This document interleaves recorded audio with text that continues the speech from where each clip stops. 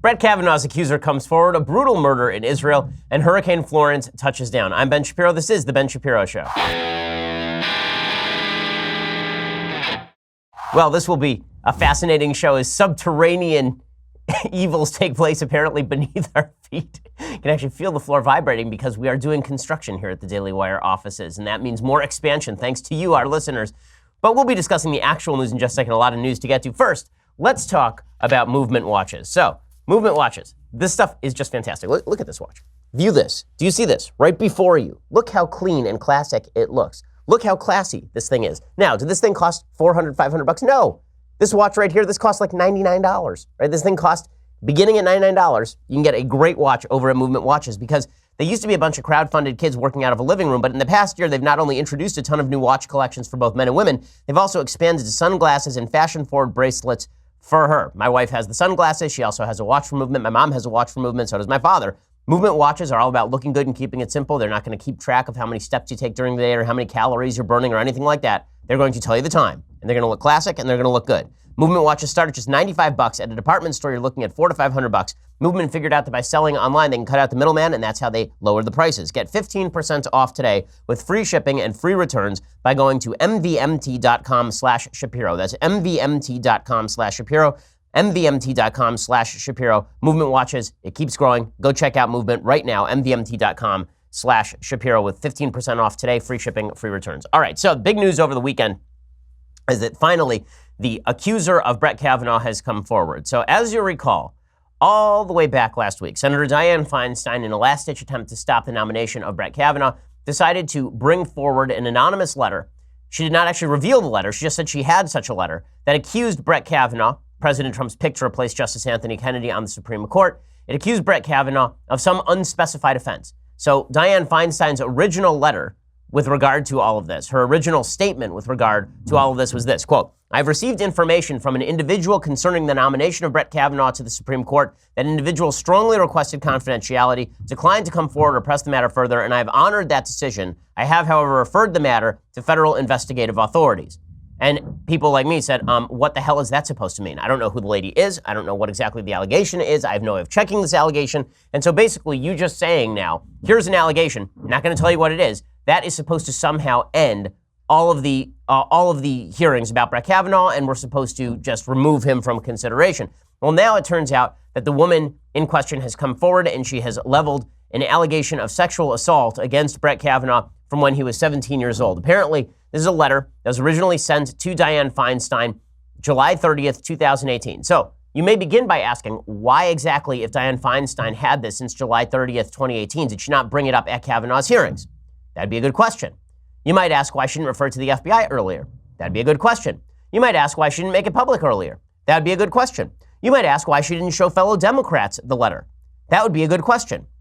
None of those questions would be answerable because Dianne Feinstein did all of those things. She did not reveal it to her Senate colleagues. She did not reveal it to the press. She did not reveal it to the FBI. She did not ask Brett Kavanaugh about it. She waited until after Kavanaugh had already testified, and then she came forward with this allegation and then sort of dumped it into public, which looks like a dirty political smear. Even if the allegations are true, it looks like a dirty political smear. It does call into question the seriousness of the allegations when Dianne Feinstein treated them so unseriously. But here is, in fact, the actual allegations in the letter. Apparently, this letter was originally sent to a congresswoman in California named Eshoo, Anna Eshoo from California. She sent Ford's letter on to Dianne Feinstein. Here is what the letter said from July 30th, 2018. Dear Senator Feinstein, I am writing with information relevant in evaluating the current nominee to the Supreme Court. As a constituent, I expect that you will maintain this as confidential until we have further opportunity to speak.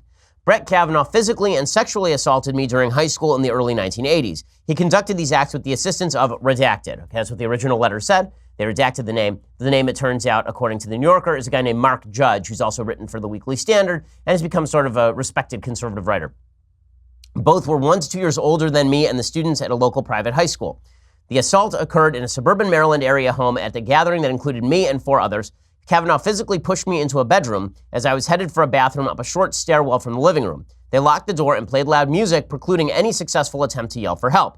Kavanaugh was on top of me while laughing with Judge, who periodically jumped onto Kavanaugh. They both laughed as Kavanaugh tried to disrobe me in their highly inebriated state. With Kavanaugh's hand over my mouth, I feared he may inadvertently kill me. From across the room, a very drunken judge said mixed words to Kavanaugh ranging from go for it to stop. At one point, when Judge jumped onto the bed, the weight on me was substantial. The pile toppled and the two scrapped with each other. After a few attempts to get away, I was able to take this opportune moment to get up and run across to a hallway bathroom. I locked the bathroom door behind me, both loudly stumbled down the stairwell, at which point other persons in the house were talking with them. I exited the bathroom, ran outside the house, and went home. I have not knowingly seen Kavanaugh since the assault. I did see Judge once at blank, where he was extremely uncomfortable seeing me. I've received medical treatment regarding the assault. On July 6th, I notified my local government representative to ask them how to proceed with sharing this information. It is upsetting to discuss sexual assault and its repercussions, yet I felt guilty and compelled as a citizen about the idea of not saying anything. I'm available to speak further should you wish to discuss. I am currently blank, in confidence blank. Okay, so that is the full text of the letter that Dianne Feinstein had in her possession. There are several questions about this letter. First of all, we don't know where this actually happened, right? We don't actually know where it happened because it says it was in a suburban Maryland area home on an unspecified date at an unspecified time with unspecified others. So what we have here is a basic, she said something happened, and then both guys who were supposedly involved have denied that anything like this ever happened. So Kavanaugh has released a pretty strong statement saying, I'm happy to come back and testify anytime you want me to. This never happened. Absolutely. Mark Judge came forward. He said, this never happened.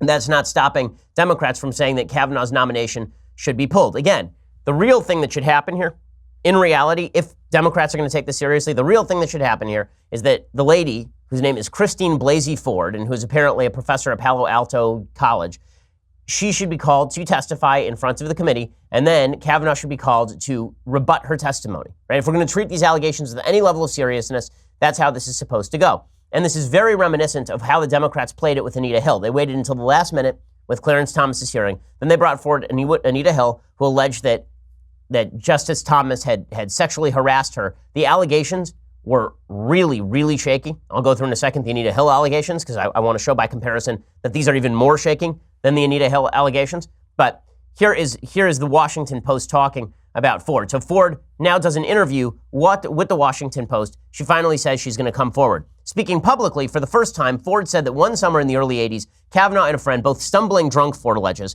corralled her into a bedroom during a gathering of teenagers at a house in Montgomery County. While his friend watched, Kavanaugh pinned her to a bed on her back and groped her over her clothes, grinding his body against hers and clumsily attempting to pull off her one-piece bathing suit and the clothing she wore over it. When she tried to scream, she said he put his hand over her mouth. Okay, now, number one, let's start with the allegation itself. If that allegation is true, that's a pretty horrible allegation. Okay, that is an allegation of actual sexual assault. Right? If you push a girl on a bed and you lie on top of her and you try to pull off her clothes and cover her mouth with your hand while she's screaming, that's a bad allegation. Okay, that's not hijinks. That's not you playing around. That's a bad allegation. Okay, and that's an allegation that, if it can be substantiated in any way, would be disqualifying from the Supreme Court and, frankly, from the D.C. Circuit Court of Appeals. Right? I mean, if that allegation is true, then he shouldn't be on the D.C. Circuit Court of Appeals either. But the article continues, and here's where it starts to get dicey, because she provides no substantiating evidence. Her story has changed over time, as you would imagine, since it's a 36-year-old story. The story is 2 years older than I am as a human being. And we're supposed to now take it at face value. Let's just be frank about the way that human memory works in the first place. Human memory is not a snapshot. Okay, if I ask you about something that happened when you were 15, chances are that it's going to change a fair bit, particularly if it's emotionally invested. It just is. Witness testimony is not particularly good. The reason statutes of limitation exist in the first place, and this is beyond the statute of limitations, presumably, which is presumably why the FBI didn't investigate, also because there's no way for them to investigate it. The reason the statute of limitations exists in the first place is because it's an urge to people to come forward with criminal behavior so we can investigate it and convict people on the basis of evidence. Otherwise, this is exactly what you end up with. Unverifiable memories from a time that is not even specified, and then we're supposed to simply jump to the conclusion that it happened because a woman said that it happened. Now, again, maybe it happened. I'm not saying the woman made it up. I don't know whether she made it up. I don't know whether she's misremembering the incident. I don't know any of that stuff. You don't know it either. The only person who knows any of this stuff are the people who are in the room, two of whom deny that this ever happened. So before we jump to everything that a woman says about something that happened 40 years ago, she suddenly has keen snapshot memory. It's very interesting. All the people who say that we have to take at face value every accusation from years and years and years ago and all of its myriad details without any corroborating evidence, all those same people are the same people who generally point out in criminal trials that witness testimony is quite unreliable. That which it is. Witness testimony is very unreliable as a general rule. And it's going to be even more unreliable when you're talking about something that happened to you in many cases. Anyway, the Washington Post continues. Fuld said she was able to escape when Kavanaugh's friend and classmate at Georgetown Preparatory School, Mark Judge, jumped on top of them, sending all three tumbling. She said she ran from the room, briefly locked herself in a bathroom. Now, here's where it gets dicey. Here's where it gets really dicey for this particular account. And maybe there's a way to substantiate it. Maybe there's not. The problem is she hasn't actually given a date as to when this happened. So even if Brett Kavanaugh were to say, listen, I was at summer camp that month, or I was out of town, because she didn't give a specific date, that wouldn't help him at all. So how the hell is he supposed to, how is he supposed to maintain his innocence when he doesn't even have enough details to argue with the details? Fuld said she told no one of the incident in any detail until 2012 when she was in couples therapy with her husband. This should raise red flag number one.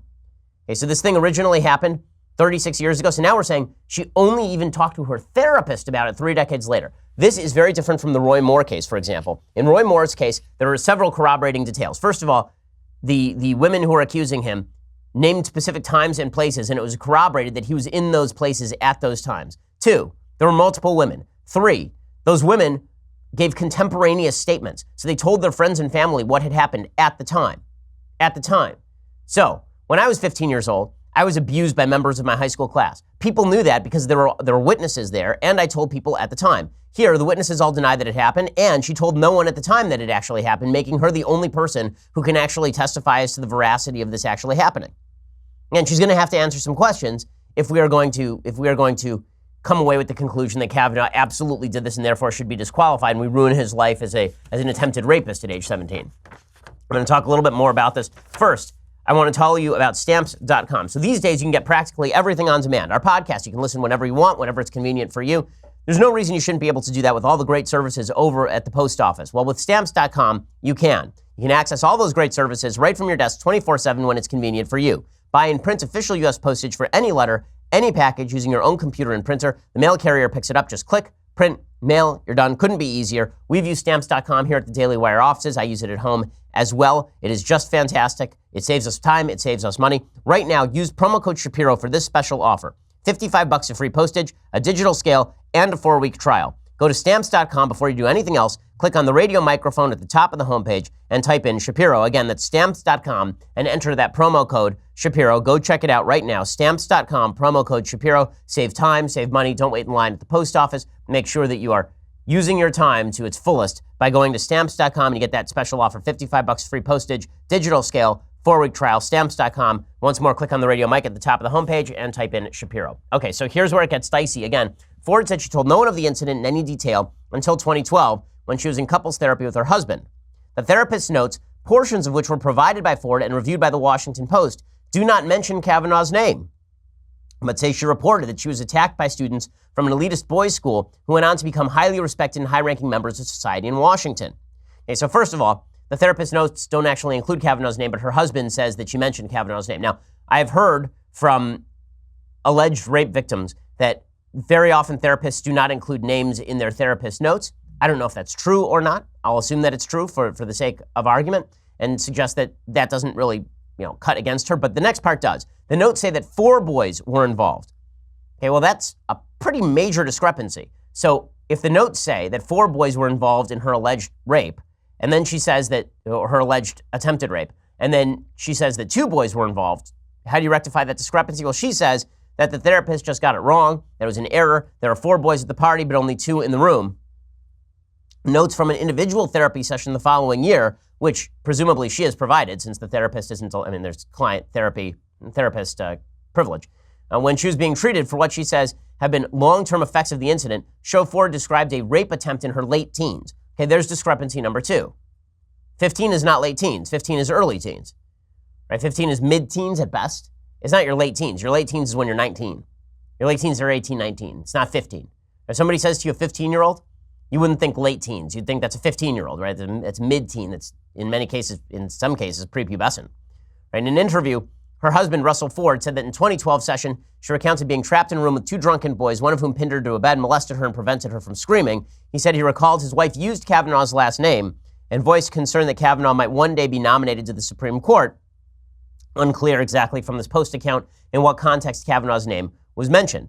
So he said he recalled that Kavanaugh's last name was used, but did that mean he was one of the 4 boys, one of the 2 boys, the boy who was on top of her?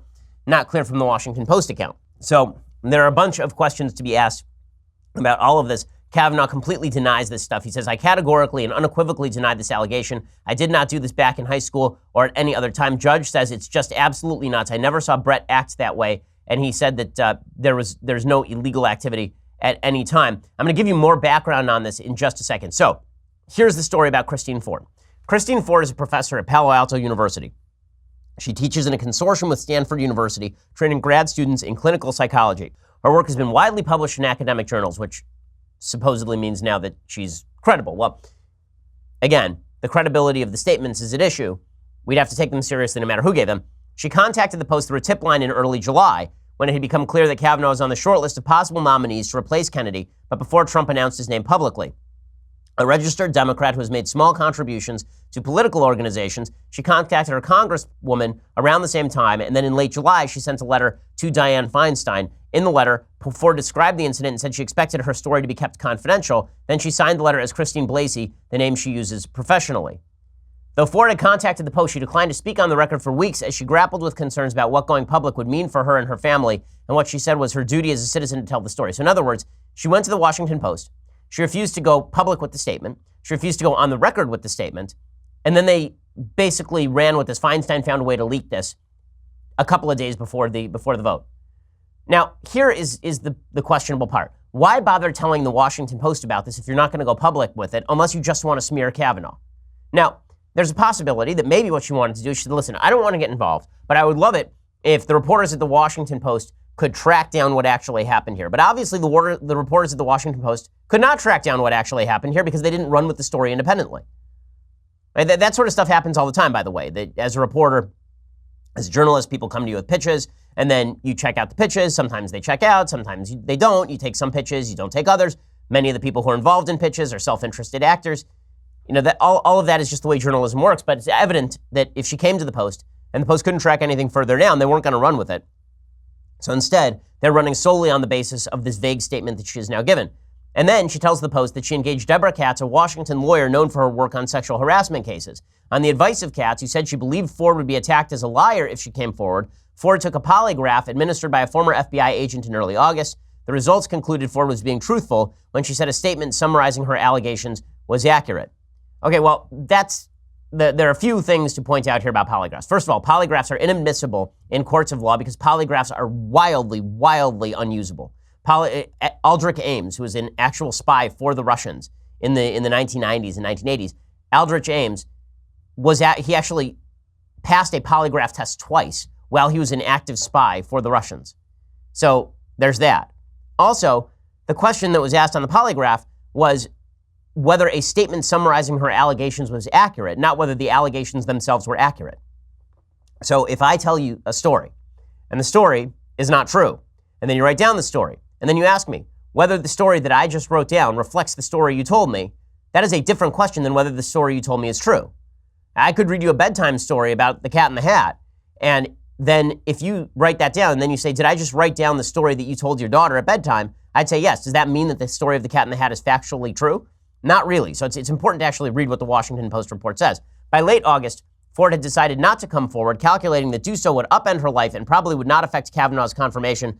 Why suffer through annihilation if it's not going to matter, she said. Well, that's a bunch of nonsense. Obviously, this was going to upend the entire process. Everybody knew it. This bizarre notion that it was not going to affect this in any way if she had come forward and with evidence is just silly. Her story leaked. On Wednesday, The Intercept reported Feinstein had the letter, and then Feinstein had not released it to her colleagues, and then she released her statement. The FBI redacted the name from the letter and then sent it to the White House. The New York Times reported more details on the incident. And then finally, this woman came forward and she says, these are the ills I was trying to avoid. Now I feel like my civic responsibility is outweighing my anguish and terror about retaliation. Kat says she believed Feinstein honored Ford's request to keep her allegation confidential, but regrettably others did not, which is nonsense. I mean, again, the letter was only sent to 3 places, presumably the Washington Post, Feinstein, and this woman, Anna Eshoo, who's a representative in California. So I'm not seeing any of that. And then finally, the Post report concludes. After so many years, Ford says, She does not remember some key details of the incident. She believes it occurred in the summer of 1982 when she was 15. Around the end of her sophomore year, Kavanaugh would have been 17. She says that she knew them as friendly acquaintances. She says she doesn't recall who owned the house, how she got to the house. There's no way to lock down these details. Even assuming that she is telling the truth, there is no way to lock down these details. And so we're going to have to hear more from her. We're going to have to hear more from Kavanaugh. And there is no substantiating evidence to any of this because she didn't tell anybody at the time. The only person she told was a therapist in 2012. Okay, now, how are people reacting to this? I'll tell you that in just 1 second. First, let's talk about your life insurance. So, have you gotten life insurance? If you haven't, you're being an idiot. You need life insurance. Everybody needs life insurance because God forbid something should happen to you. You have to make sure that your family is being taken care of. September is National Life Insurance Awareness Month. And if you listen to the show, you've heard me talk about how important life insurance is. PolicyGenius is the easy way to get life insurance online. In just 2 minutes, you can compare quotes from the top insurers, find the best policy for you. And when you compare quotes, you save money. It is indeed that simple. PolicyGenius has helped over 4 million people shop for insurance, placed over $20 billion in coverage. They don't just make life insurance easy, they also compare disability insurance and renter's insurance and health insurance. If you care about it, they can cover it. So go to PolicyGenius.com right now, get quotes, apply in minutes, rates are at a 20-year low. You can do the whole thing on your phone right this minute. PolicyGenius, it is the easy way to compare and buy life insurance. Again, PolicyGenius makes it easy to get the right policy for you. There's no reason to procrastinate any longer. The rates are really good. And everybody should have a life insurance policy. Go check it out right now, PolicyGenius.com. Get those quotes, apply in minutes. PolicyGenius, the best way to get life insurance. All right, so Dianne Feinstein naturally is doing what you knew she was going to do, which is she is saying we should now delay the actual vote. So Feinstein has said that she wants all of this delay. She says it has always been Mrs. Ford's decision whether to come forward publicly. For any woman sharing an experience involving sexual assault, particularly when it involves a politically connected man with influence, authority, and power, is extraordinarily difficult. Which, by the way, is why we should encourage women to come forward at the time. It is very difficult to assess guilt or innocence 36 years after the event. Kavanaugh did not have power when he was 17 years old. He was a teenage boy. She was a teenage girl. Okay, from the outset, I believe these allegations were extremely serious and bear heavily on Kavanaugh's character. This is what Feinstein says. Well, if that's the case, why didn't you ask him about them? Why didn't you ask it? He was right there in front of you, under oath. Why didn't you ask him about them? Like, legitimately, I don't understand the line of reasoning. These were so serious that I hid them for months from my Senate Democratic colleagues, and then I released them at the last minute without any name attached, and now I want a new hearing. Well, just to clear his name, we should give Kavanaugh a new hearing. Just to clear his name. And just to get all the details, we should have Fuld come and talk to the committee as well. But the Democrats are good at this game. They are very good with the last-minute dropping of the smear, which, I mean, frankly, it looks like to me. Again, maybe this is all true. Maybe it is. But the way Feinstein handles this makes it look like a smear. That's that's just from any objective level. Feinstein's behavior is the most questionable of anyone in this entire situation. She says, I believe these allegations were extremely serious. However, as we have seen over the past few days, they also come at a price for the victim. I hope the attacks and shaming of her will stop and this will be treated with the seriousness it deserves. Well, Feinstein did not treat it with seriousness. She hid it from her Senate colleagues. She did not report it to the FBI. She did not report it to law enforcement. She didn't report it to the White House. She didn't do any of those things. She held it and she held it and she held it. And then she released it at the last minute and she expects the entire world to turn on a dime. She says, I support Mrs. Ford's decision to share her story. And now that she has, it is in the hands of the FBI to conduct an investigation. The FBI has already said, how the hell are we supposed to conduct an investigation? There's no specific allegation about a specific time and place. What are we supposed to do? Okay, it may be beyond the statute of limitations, and we also don't know what the federal crime here is. This is probably a state crime at best. Right? There was no transportation across state lines, so I'm not sure how this would be a Mann Act issue. So what exactly is what rises to the level of federal criminality here? What statute would be implicated? Not even sure. So this should happen before the Senate moves forward on this nominee. Jeff Flake has come forward. He says, we can't vote until we hear more. And the same thing is being said by a bunch of other politicians already. So I'm not sure what the story here is. Lindsey Graham has issued a statement saying that he will listen to any statement Ford wishes to make. He says, if Ford wishes to provide information to the committee, I would gladly listen to what she has to say and compare that against all the other information we've received about Judge Kavanaugh. He says if the committee is to hear from Ms. Ford, it should be done immediately so the process can continue as scheduled. And then he says, I agree with the concerns expressed in the Judiciary Committee's statement about the substance and process regarding the allegations in this latest claim against Judge Kavanaugh. And he said it was disturbing that these uncorroborated allegations would surface now. And Senator Grassley's office, Chuck Grassley on the Judiciary Committee, he says the same thing. He issued a statement where he said, it's disturbing these uncorroborated allegations from more than 35 years ago during high school would surface on the eve of a committee vote after Democrats sat on them since July. If Ranking Member Feinstein and other committee Democrats took this claim seriously, they should have brought it to the full committee's attention much earlier. Well, yes. Instead, they said nothing during 2 joint phone calls with the nominee in August, 4 days of lengthy public hearings, a closed session for all committee members with the nominee where sensitive topics can be discussed, and in more than 1,300 written questions. 65 senators met individually with Judge Kavanaugh during a nearly 2-month period before the hearing began, and yet this was not brought up. Right? Yet Feinstein didn't try to share this with her colleagues ahead of many of these discussions. It raised a lot of questions about Democrats' tactics and motives to bring this to the rest of the committee's attention. Well, yes. And this is, again, reminiscent of the Anita Hill situation, which has now become gospel truth that Anita Hill was sexually harassed by Clarence Thomas. And they made an HBO movie about it, but there's a bunch of evidence to suggest that Clarence Thomas never harassed Anita Hill. So, for example, one witness that Anita Hill called back during the hearings, there was a witness who said she was told details about the supposed sexual harassment while the two were living in Washington, but the witness wasn't living in Washington when Anita Hill worked for Clarence Thomas. Hill followed Clarence Thomas around from job to job while supposedly he was sexually harassing her. She said she did it for job security, but she was a federal employee, which is like the best job security you could ever have. Hill made numerous supposed phone calls to her supposed sexual harasser after she stopped working for him. So, like what? You know, Hill actually denied she made the call. She initially denied she made the calls, but the calls were in the phone logs. Hill initially asked to be kept anonymous. This is why it's so reminiscent. Hill initially asked that she be kept anonymous about these allegations in the same way that this woman initially asked that she be kept anonymous about the allegations. But if the allegations were actually true, just as in this case, if the allegations were actually true, then why would you care about being kept anonymous? Because presumably the only person in the room who knew that you did it was the other person who's being accused. So they would know immediately who you were talking about. So what does the anonymity matter? Now, let's say that in the Anita Hill situation, Clarence Thomas had been asked about, there's a woman in your office who accuses you of sexually harassing her by talking about pubic hair on Coke cans. Right? Presumably, Clarence Thomas would know immediately who he's talking about and would have just said, oh, you mean Anita Hill? Right? She's a liar. Right? People would have known who exactly was making the allegations immediately. The same thing would be true here, right? If this woman says, Brett Kavanaugh sexually assaulted me when I was 15, we were in a house with 4 other guys, he tried to pull off my bathing suit. If Kavanaugh knew about that, he'd know exactly who it was, and presumably people would start digging immediately. So what's the point of the anonymity if the allegations are going to be leveraged? The only way this works is if you make anonymous allegations that are vague enough that they can't hurt anyone. Okay, Hill lied 5 times about being told something from a Democratic staffer. She later admitted to that under oath. And a dozen females who worked with Thomas and Hill gave favorable testimony about Thomas. We've seen the same thing about Kavanaugh. So this looks a lot more like Anita Hill than it looks like Roy Moore. This looks a lot more like Anita Hill than it does like Juanita Broderick. There are serious questions to be asked about this tale, and just taking it at face value is not worthy of the Senate Judiciary Committee. So what I've suggested is that Ford be called. If she turns down the call, they should have a vote. End of story. Because with this information, you can't ruin everybody's life based on this. There's no way to do this. So there's like really, I don't know how you are supposed to ruin a man's life based on an allegation from nearly 4 decades ago that is vague enough that there's no way to refute it.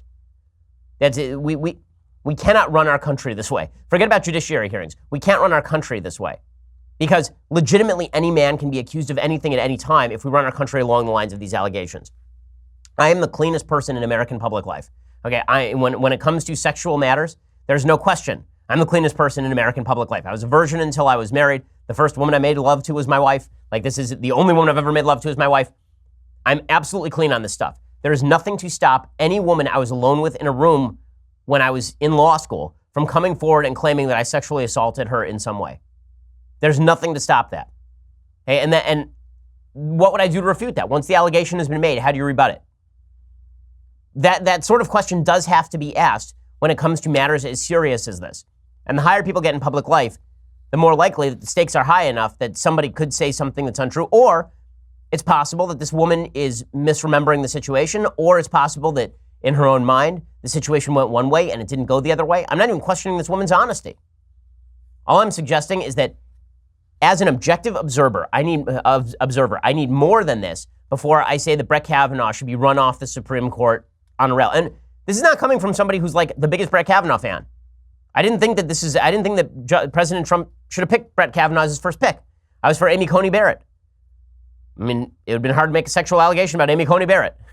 But with all that said, is this enough? No, it's not enough, and we cannot have this as the precedent for killing judicial nominations, or this will be, there is no bottom to this ladder. I mean, it just keeps descending if that's the case. Okay, I want to get to some other news that happened over the weekend, but first, let's talk about your internet security. Whether you're in a cafe or a hotel, you rely on public Wi-Fi to use the internet on the go. I do too, but something as simple as paying your bills online from a Starbucks could leave your data exposed. A hacker can easily intercept your information, stealing passwords, credit card numbers, personal details. It's not just hackers either. Government agencies like the NSA are monitoring the entire internet, possibly scooping up your activity. So what can you do to defend yourself? Well, the software I use to protect my online activity from spies and data thieves is called ExpressVPN. ExpressVPN has easy-to-use apps. They run seamlessly in the background of my computer, phone, and tablet. ExpressVPN secures and anonymizes my internet data by encrypting that data and hiding my public IP address. Using ExpressVPN, I can safely surf on public Wi-Fi without being snooped on, having my personal data stolen, and ExpressVPN costs less than $7 a month and comes with a 30-day money-back guarantee, so you really have nothing to lose. To take back your internet privacy today, find out how you can get 3 months for free. Go to expressvpn.com/Ben. That's expressvpn.com/Ben for 3 months free with a 1-year package. Again, ExpressVPN. Secure your internet now. That's expressvpn.com/Ben. To learn more, go check it out right now. Okay, so I do want to get to an awful story from Israel. I want to get to Alexandria Ocasio-Cortez. More and more frequently, I'm getting her name right. And she apparently is now cutting weird album covers. I'll explain what I mean in just a second. But first, you're going to have to go over to Facebook and check us out over there. And coming up this Tuesday, September 18th, 6:30 p.m. Eastern, 3:30 p.m. Pacific, you're not going to want to miss our next episode of Daily Wire Backstage with God King Jeremy Boring, myself, Andrew Klavan, Michael Knowles, which is the worst, as well as Alicia Krause. Plus, we'll be joined by a special guest, Glenn Beck. He's going to be by, and he's going to be talking about his new book, Addicted to Outrage. Plus, there'll be more. We'll be taking questions, but only from Daily Wire subscribers. So make sure that you go over there and you subscribe today. Again, that is Tuesday, September 18th, 6:30 p.m. Eastern, 3:30 p.m. Pacific. Join us for Daily Wire Backstage with special guest Glenn Beck. Become a subscriber to ask us your questions right now. Subscriptions also come with the rest of my show live, and the rest of Klavan's show live, and the rest of Knowles' show live, if that's something you're into because you're some sort of weirdo. $9.99 a month gets you that. Plus, the annual subscription gets you this, the very greatest in beverage vessels, the leftist tears, hot or cold tumbler. Go check it out right now. We are the largest, fastest growing conservative podcast in the nation. Alrighty, so meanwhile, Alexandria Ocasio-Cortez has gotten herself in a little bit of trouble. Why has she gotten herself in a little bit of trouble? Well, she's gotten herself in a little bit of trouble because she doesn't know how to answer basic questions about things. First, she got herself in trouble last week because for a socialist, she sure dresses like a non-socialist. So these are a couple of pictures of Alexandria Ocasio-Cortez, apparently from her new album, Your Money, My Fun. Here's a picture of her. Apparently, she also cut one of her numbers she cut with the Village People, which is pretty great. Here she is sitting on the stoop, gazing into camera a la John Lennon. And she is wearing apparently like $700 shoes and a $2,700 outfit. So this whole outfit cost something like $3,500. So she is a good little socialist, spending other people's money. And so how did she respond to the allegations that she is buying very, very expensive things? She says the alt-right doesn't even seem to understand the concept of magazine shoots. No, we get it, and we're also not the alt-right. Not everyone on the right who criticizes you as a socialist for spending $3,500 on an outfit, not all of those people are alt-right. Also, we understand the concept of magazine shoots. You don't seem to understand the concept of a magazine shoot, which would actually be about you putting your best foot forward as a democratic socialist. She says you don't get to keep the clothes, duh, which is weird. And she says, I don't pretend to fight for a living wage and Medicare for all. I do it. Yeah, mm-hmm. And then she says, get used to me slaying Lukes, Lewks, because I am an excellent thrift shopper. I don't know what a Luke is or why you would kill it. Is this a thing? Like, maybe I'm out of touch with the children. Am I out of touch with the younger generation already? I'm only 34 years old.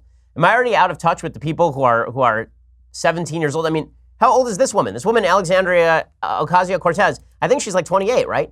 So she's of my generation. I wasn't aware that people of my generation said ridiculous things like slaying Lukes. I don't know what it is to slay a Luke. Like, the only person I know who tried to slay a Luke was Kylo Ren, and even he failed. It is very difficult to slay a Luke. So I don't know what that is, slaying Lukes. Lewks,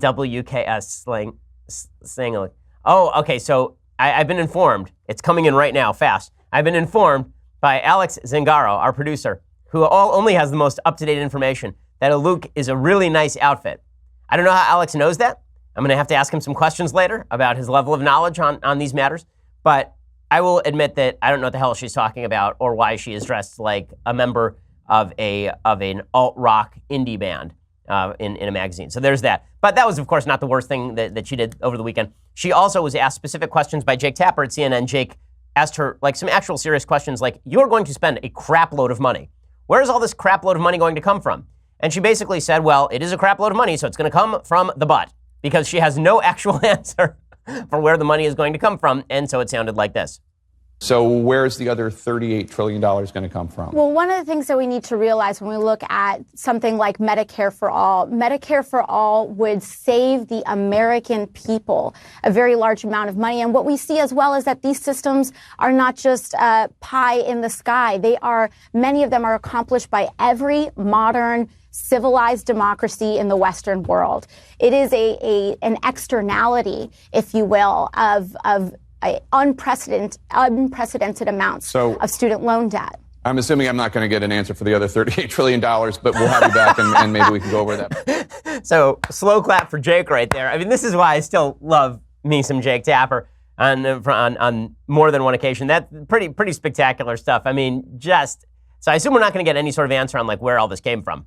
So yeah, that's right. You're not going to get any answer on where all this came from because it's all pie in the sky nonsense that you throw out there for the rubes who eat this stuff up and pretend that spending $38 trillion is no big deal and that we can all just come up with this money no matter what. And there's a reason that socialist democratic countries are starting to move toward the right. They're having to embrace either austerity or immigration restrictions, or they're just kicking the can down the road. But none of this is going to end well for countries that blow out the budget the way that we are. And by the way, that's not unique to Democrats. Republicans are blowing out the budget exactly the same way Democrats would be, except if Democrats actually gain control, they're going to pass a bunch of mandatory spending that's going to make all of the debts and deficits we have right now look like child's play.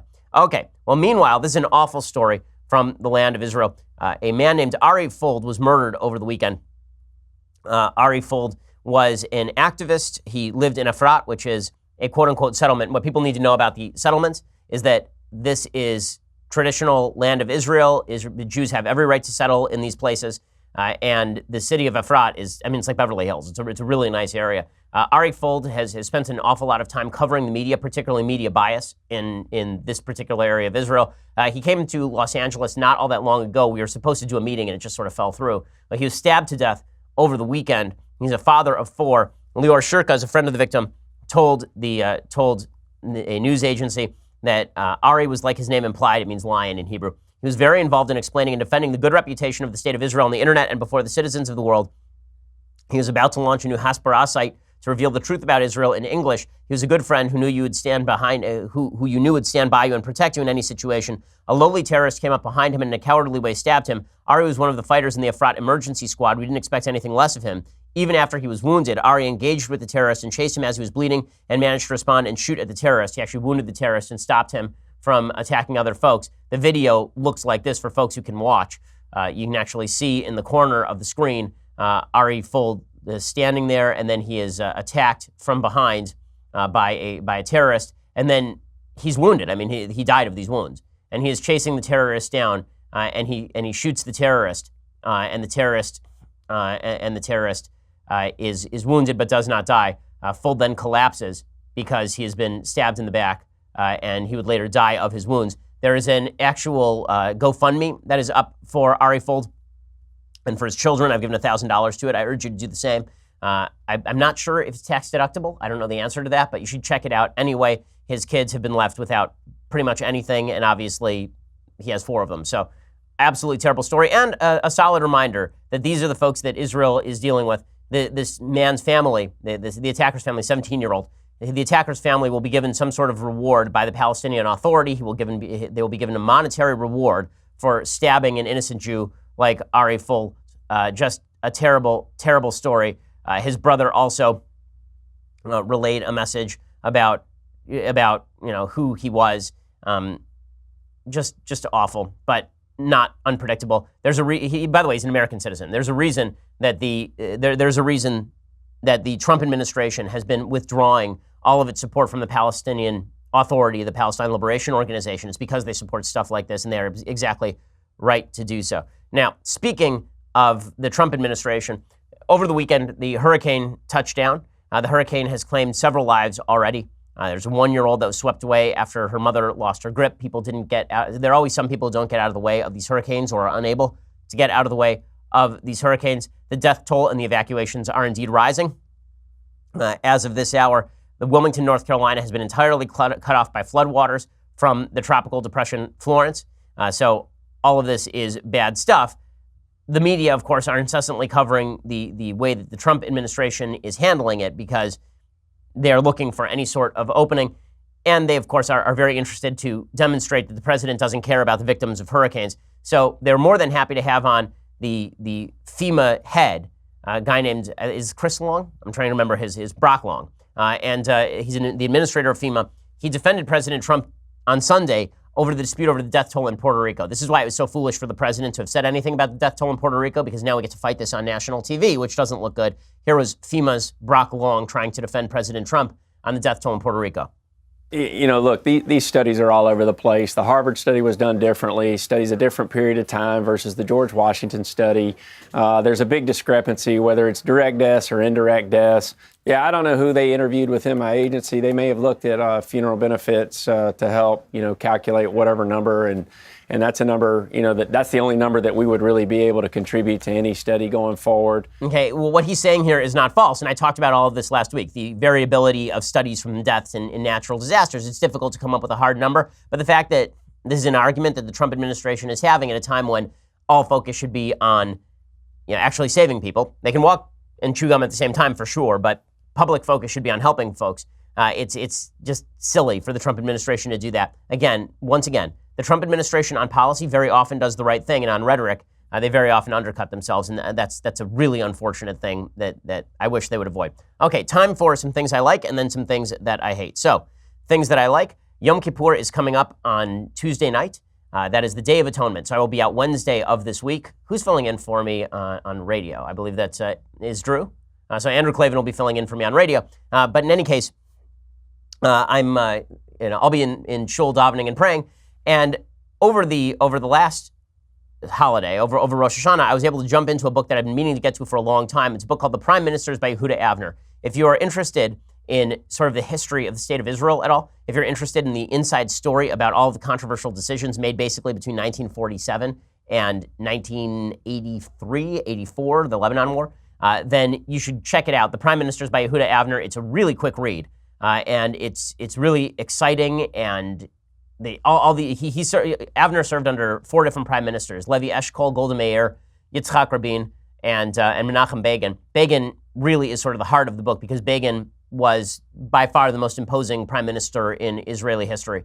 And he was also a foundational figure in Israel's formation. I get a lot of questions about books you should read about Israel. This is definitely a new one that I've read that's on the list. So go check it out, The Prime Ministers by Yehuda Avner. Okay, couple of things that I like real fast. So I do love it when Democrats simply come out with what they actually think of the American people. And Joe Biden is doing it now. So Joe Biden came out over the weekend and he suggested that President Trump's supporters are the dregs of humanity, which is, if you're looking to win an election, I'm not sure how this is helpful particularly, but go for it, man.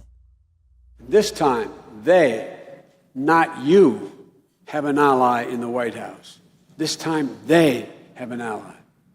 They're a small percentage of the American people, virulent people.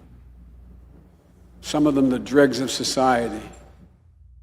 Okay, so some of them are, and again, he's unspecified, these dregs of society, but insulting the voting base always goes well. So Hillary Clinton learned that when she called everybody deplorables. Barack Obama called everybody bitter clingers and alienated half the country. Now Joe Biden is calling people the dregs of society. Don't forget, he is the best of what American politics has to offer. We've been told there is a new consilience in American politics between the left and the right. We saw it at John McCain's funeral when Joe Biden was the voice of a new, wonderful politics where we all shared in what we believed.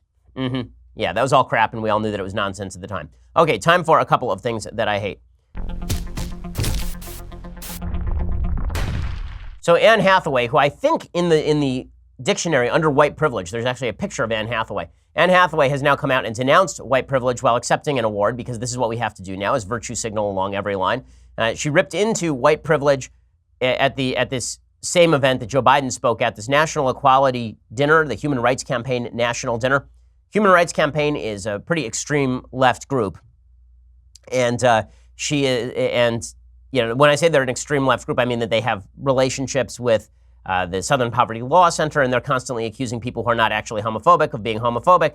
In any case, Anne Hathaway felt the necessity to talk about how everybody who is not gay, black, Hispanic, a woman, all these people are actually privileged in American society. Here's what it sounded like.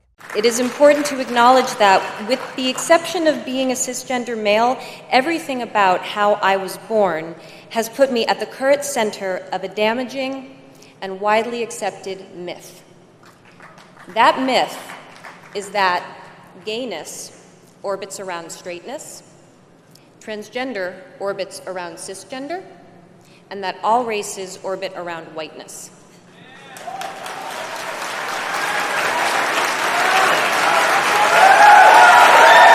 This myth is wrong. I don't know what in the world this means. I didn't realize that we were actually in space and gravitating around one another, like planets drawn to larger bodies. I don't understand what this means. And then she says that when she spent time with the LGBTQ community, her older brother is gay, she learned to reject the myth. I appreciate this community because together we are not just going to question this myth, we are going to destroy it. Let's tear this world apart and build a better one. Tear this world apart and build a better one is a pretty good Democratic slogan, because honestly, it's what they believe. Never mind that this is the world that actually built the foundations for gay rights. Never mind that what built the foundation for individual rights is in fact the Judeo-Christian tradition, because those rights don't exist nearly anywhere else on earth. We're all going to pretend now, I suppose, that the West is the worst place in the world for gays, and what we really have to do is tear down the entire system in order to make the world safe for gay people, even though America is safe for gay people. And I say that as a Jew, right? America is safe for Jews too. There are more hate crimes against Jews than against gays on a per capita basis, I believe. According to FBI statistics. So again, this is all, at least they're close to on par. This is all wildly overstated, but it wins her points with the brownie base that she needs. She needs a group of people who are going to brown nose her no matter what she does, because this is what stars need these days. And it doesn't matter that she's, when I say brownie base, that's what I mean. And that's what she is looking for. So is everybody else in Hollywood, which is why they are in turn brown nosing everybody on the left in terms of the social justice warrior crap. Okay, here is Federalist Paper. So we'll do a Federalist Paper this week. We're all the way up to Federalist number 45. James Madison talks about the constitutional plan. He specifically talks about the balance between the federal government and the states. And it gets into some really interesting territory. He argues that the convention was there to promote human happiness, basically. One of the big issues with the Constitutional Convention is that originally it was called in order to change the Articles of Confederation, not completely supplant them with something new. He has to make the case that it's okay to just scrap them and do something new. And the case that he makes is a pretty broad one and not a very good one, actually. He says, were the plan of the convention adverse to the public happiness, my voice would be reject the plan. Were the union itself inconsistent with the public happiness, it would be abolish the union.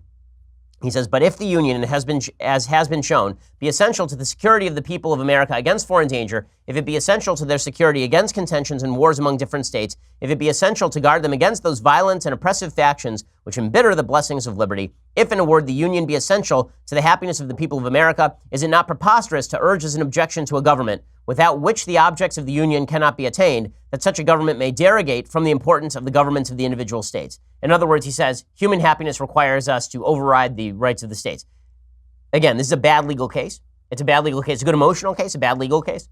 And it's a case that would actually, in some ways, lead to the tariff of abominations, the Civil War, a lot of the divisions between state and federal government that culminate in the bloodiest war in American history. Madison still argues that the states still have a lot of power under the federal Constitution. And this, I think, is important to note because most of these state powers have now dissipated. He says the state governments may be regarded as constituents and essential parts of the federal government, whilst the latter is no wise essential to the operation or organization of the former. In other words, the states run on their own, the feds still need the states. He says without the intervention of the state legislatures, the president of the United States cannot be elected at all. Right? That is the Electoral College. So it was specifically put there in order to give the states inordinate power as opposed to the direct population. And now there's obviously calls to scrap the Electoral College. He says they must in all cases have a great share in his appointment and will perhaps in most cases of themselves determine it. And the Senate will be elected absolutely and exclusively by the state legislatures. It used to be that senators were appointed by their state legislatures. No longer. Now they're appointed by direct vote. I think it's a bad amendment, and it's had a bad effect of basically turning all of our politicians into populists. Even the House of Representatives, though drawn immediately from the people, will be chosen very much under the influence of that class of men whose influence over the people obtains for themselves an election into the state legislatures. In other words, people will start with state assemblies and then they'll run for Congress. That used to be more true. It is not quite as true anymore. State power has waned, and for some good reasons, it has waned, but it has not overall been an unmitigated good. It's just, I think, the original balance drawn between the feds and the states has been abrogated in pretty significant ways. That has some costs. Okay, we'll be back here tomorrow with all the latest news. I'm Ben Shapiro. This is The Ben Shapiro Show. The Ben Shapiro Show is produced by Senya Villarreal, executive producer Jeremy Boring, senior producer Jonathan Hay. Our supervising producer is Mathis Glover, and our technical producer is Austin Stevens. Edited by Alex Zingaro. Audio is mixed by Mike Caramina. Hair and makeup is by Jesua Alvera. The Ben Shapiro Show is a Daily Wire Ford Publishing production. Copyright Ford Publishing 2018.